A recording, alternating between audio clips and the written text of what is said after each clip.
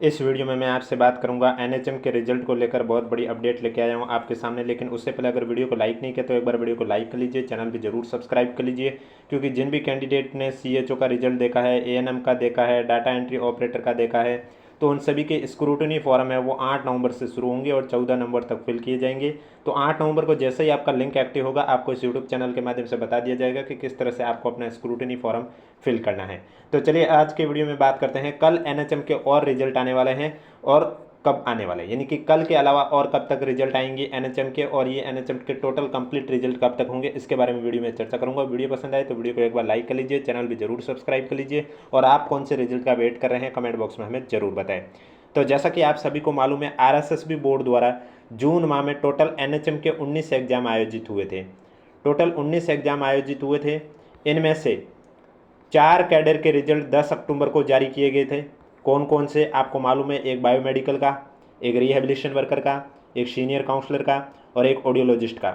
लेकिन जिनका रिजल्ट 10 अक्टूबर को जारी हुआ था उनके रिजल्ट में कहीं पर भी स्क्रूटनी फॉर्म का उल्लेख नहीं किया गया, यानी कि उसके बाद 17 अक्टूबर और 31 अक्टूबर को जो रिजल्ट आए थे एनएचएम के, उनके रिजल्ट की पीडीएफ में भी लिखा हुआ था कि इनके स्क्रूटनी फॉर्म कब से शुरू किए जा रहे हैं। लेकिन जो 10 अक्टूबर को बायोमेडिकल है, बायोमेडिकल का तो आप इग्नोर ही कर लीजिए क्योंकि उसमें एक भी स्टूडेंट पास नहीं हुआ था। लेकिन बाकी के जो 3 कैडर हैं जिसमें कुछ स्टूडेंट पास हुए थे, जिसमें रिहेबिलिटेशन वर्कर है, सीनियर काउंसलर है, ऑडियोलॉजिस्ट एग्जाम था, तो इनके स्क्रूटनी फॉर्म कब तक भरे जाएंगे इसको लेकर अभी तक कोई ऑफिशियली अपडेट नहीं आई है।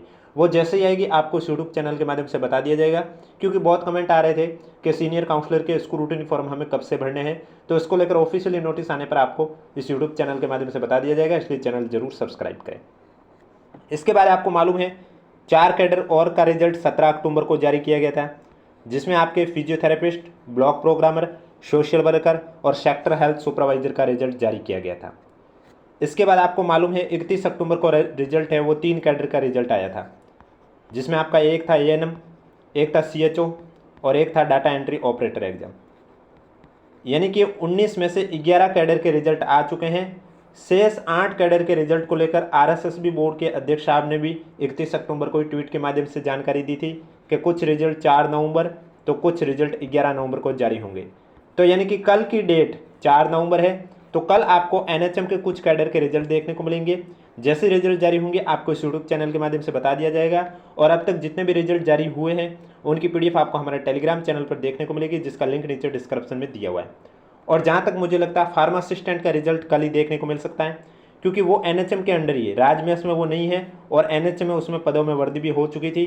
21 अक्टूबर वाला आपने नोटिफिकेशन देखा होगा जिसमें आपके फार्मा असिस्टेंट में भी पदों में वृद्धि हो चुकी है, लेकिन उसका रिजल्ट 31 अक्टूबर को जारी नहीं किया। तो जहाँ तक मुझे लगता है कल आपको फार्मा असिस्टेंट का भी रिजल्ट देखने को मिल सकता है। और उसके अलावा और अन्य कौन से कैडर के रिजल्ट देखने को मिलेंगे ये आपको सूचना रिजल्ट से पहले जैसे ही मिलेगी आपको इस यूट्यूब चैनल के माध्यम से बता दिया जाएगा। और राजमेस में पदों में वृद्धि को लेकर बात करें तो वापस से अभी तो कोई इन्फॉर्मेशन नहीं आई, तो हो सकता है ये रिजल्ट वेट उसी की वजह से हो रहा है। अगर राजमेस में पदों में वृद्धि की जाती है तो राजमेस के अंदर जितनी भर्तियों के रिजल्ट आने हैं तो हो सकता है उनका कल ना देखने को मिले। बाकी जिनमें पदों में वृद्धि नहीं की जा रही है उनका ही रिजल्ट देखने को मिले। बाकी आप देख सकते हैं जैसा कि जीएनएम का रिजल्ट अभी तक जारी नहीं किया, तो हो सकता है अगर इसमें अगर पदों में वृद्धि होती है, माना कि अगर जीएनएम के राजमेस में पदों में वृद्धि होती है तो कल तो आपका जीएनएम का रिजल्ट नहीं आएगा, ये श्योर है। अगर पदों में वृद्धि नहीं होती है तो वो बाद की बात है। इसी तरह लैब टेक्नीशियन का भी रिजल्ट आना शेष है, नर्सिंग ट्यूटर का भी शेष है आना रिजल्ट, और इसके अलावा जो रिजल्ट है वो आपके आ चुके थे। इसी तरह आप देख सकते हैं यहाँ पर भी आपका वही जीएनएम का आना बाकी है, और भी एग्जाम के जो रिजल्ट है, यानी कि टोटल 8 कैडर के रिजल्ट अभी भी आना शेष है। तो कल जो भी जारी होंगे आपको इस यूट्यूब चैनल के माध्यम से बता दिया जाएगा। और बहुत स्टूडेंट कह रहे थे कि सीएचओ में स्क्रूटनी फॉर्म किन स्टूडेंट को भरना है, तो मैं आपको बता देता हूँ सीएचओ एग्जाम के जो रिजल्ट जारी हुआ था उसमें आपने देखा होगा कट ऑफ भी जारी की गई थी, और कट ऑफ जो जारी की गई थी वो 2 गुना कैंडिडेट की जारी की गई थी। यानी कि जिन कैंडिडेट के कट ऑफ जितने मार्क्स या उससे ज़्यादा आ रहे हैं उन सभी को स्क्रूटनी फॉर्म भरना होगा। और स्क्रूटनी फॉर्म जब आपका लिंक एक्टिव होगा तब आपका एसएसओ आईडी पर अपने आप शो हो जाएगा, जिनके शो रहे उन्हें सभी को भरना होगा। स्क्रूटनी फॉर्म भरने के बाद अब जिनको भी फॉर्मेट नहीं पता है तो वो फॉर्मेट भी आपका जब डॉक्यूमेंट वेरिफिकेशन स्टार्ट किया जाएगा उससे पहले आपके वेबसाइट पर आ जाएंगे फॉर्मेट। जैसा कि आपने आज देखा होगा बोर्ड की वेबसाइट पर, विभाग की वेबसाइट पर भी आ चुके थे एलएसए एग्जाम के डीबी शेड्यूल कौन से स्टूडेंट का कब है, डॉक्यूमेंट वेरिफिकेशन के लिए कौन कौन से दस्तावेज लेके जाने हैं, कौन से क्रम में रखने हैं, जो प्रमाण पत्र हैं उनका फॉर्मेट क्या होना चाहिए, ये सभी जानकारी आपने देखा होगा आज की पीडीएफ में मिल गई है। तो इसी तरह जब आपका डीबी होगा यानी कि डॉक्यूमेंट वेरिफिकेशन होगा तब आपको भी देखने को मिल जाएगा। अब कुछ स्टूडेंट को ये डाउट आ रहा था डाटा एंट्री ऑपरेटर में टाइपिंग से पहले ही किस तरह से स्क्रूटिनी फॉर्म भरवाए जा रहे हैं। आपने देखा होगा स्क्रूटिनी फॉर्म का लिंक उसके रिजल्ट में भी देख लिया, लेकिन अभी तक टाइपिंग टेस्ट के बारे में कुछ उन्होंने जिक्र नहीं किया है। तो देखो टाइपिंग टेस्ट तो आपके होगी 50 नंबर की, ये तो आपने देखा ही होगा एडवर्टाइजमेंट में, और उसमें लिखा हुआ था कि टाइपिंग टेस्ट उनकी होगी जिनके 40% से ज़्यादा हैं और SC ST में 35% से ज़्यादा हैं।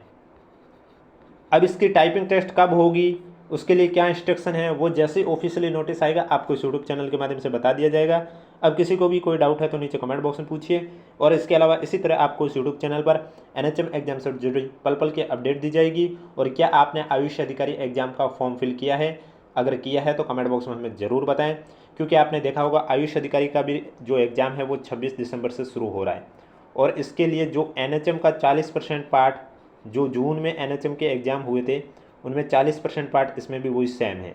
कौन सा, GK हुआ, हिंदी हुई, इंग्लिश हुई, कंप्यूटर हुई, करंट अफेयर हुए और NHM की क्वेश्चन।